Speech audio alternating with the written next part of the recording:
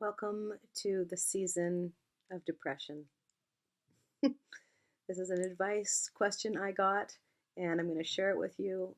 Every single piece of advice I've been asked in the past week, it's December, has been about depression. So we're going to go with that, okay? Here we go. Dear Amelia, I was wondering how, after reading so many articles and books and talks and videos and thoughts and treat yourselves, I could still be depressed. It's like I know what's wrong.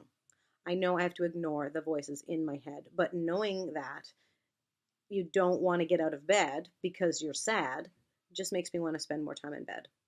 But on some level, I think I like being depressed, and I'm worried that I'm either going to spend the rest of my life depressed or ashamed that I'm depressed. Am I tainted? Am I evil? What is wrong with me? How do you get from knowing what's wrong with you mentally to enacting change in your life? Awesome. So, depression runs in my family. I feel like I have to work it. It's an illness, and I'm going to throw out some tips that I do. You'll notice I'm lying in bed right now. I have an office in my house, I have an office in my office, and I still choose to work from bed a lot of the time. I am cozy. It makes me feel comfortable. I get to lie down. It helps me calm my nervous system when I'm getting overwhelmed. This is called, I guess, self care. Step one, accepting the depression, loving the depression. No point in pushing away the depression when you haven't even heard it. Like a little kitten mewing inside. Oh, God. Mew. That's what it feels like, a little kitten mewing. So I have this stone. I don't know if my mother or my husband or my best friend gave it to me, but it's a sacred stone to me. I put it on my heart or my sternum and I press. I breathe in through my nose. I breathe out through my nose. A little bit of pressure on my sternum. And I allow myself to feel depressed. I just give myself that gift. I just feel it for 10 or 15 minutes a day. I just let the feelings in. Okay? Step one. Step two is to protect. So, nope, can't do that potluck. I want to, but I can't because I have to lay in bed for 2 hours by myself. I don't work past 4:30. I don't work weekends. I think Oprah called it radical self-care. And it's really, really important to start to know I have my own back. I can take care of myself. So I don't have to push. There's no more pushing. There's no more have tos. There's no more push, push, push. This also burns out your adrenals. And I'm going to post a link about adrenal burnout in the comments or like the thing below, okay? Because that'll be interesting for you to read as well. So once you've done that, right?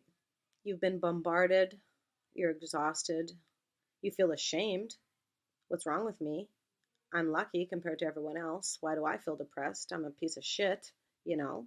Uh, that's not useful. This is a world we live in with so much pain. We energetically take it on, whether we like it or not. We see all the images. We see the trigger warnings of children aren't crying in Aleppo anymore. It's horrible. The world has horror in it, and you let that into your system, and you're a sensitive person, and that's a good thing. So step one,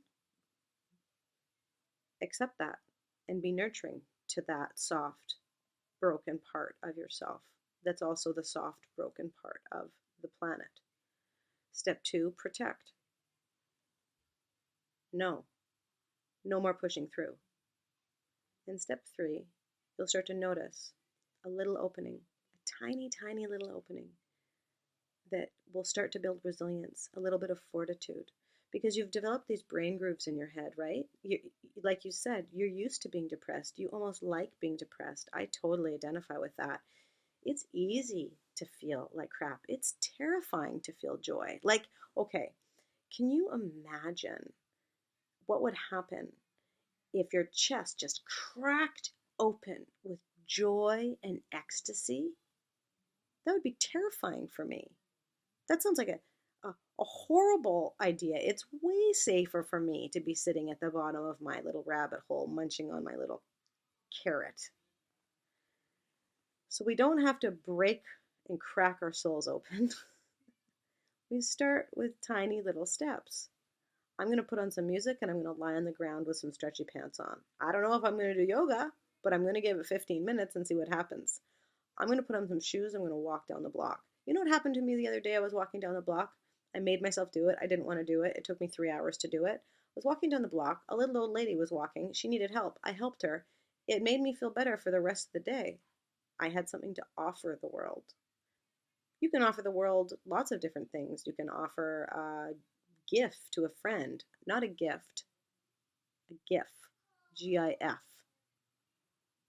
Text your friend a GIF. I'm talking small little things here. Have a shower. Nice things. Rub your own feet. It can be for you, it can be for the people around you, but just the slow building of resilience and fortitude that you actually have something to offer the world, that's a really, really important part. Because when it comes down to it, like I said, the world's pain, we get it. We're sensitive beings. And it's natural that we would sink into depression. But how is it helping?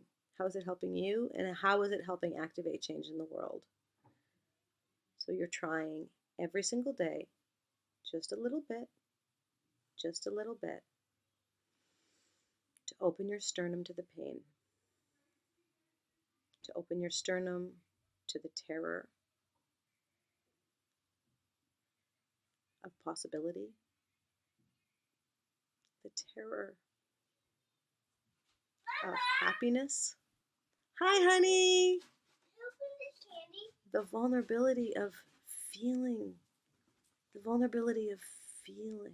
Open the candy cane. Come here, honey. I'm opening the candy cane. I want. Here you go.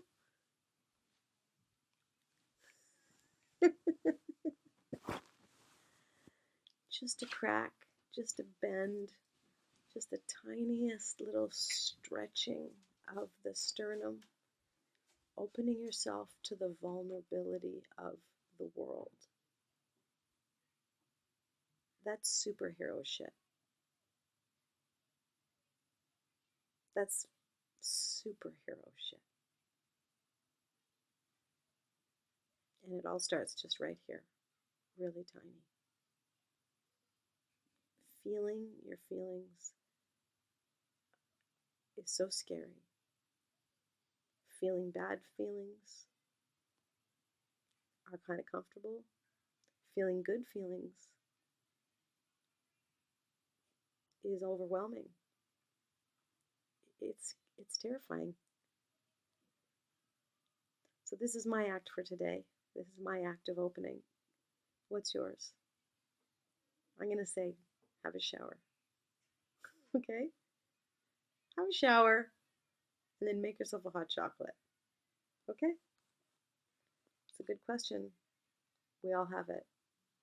Some of us just hide it better than others. So thanks for your vulnerability.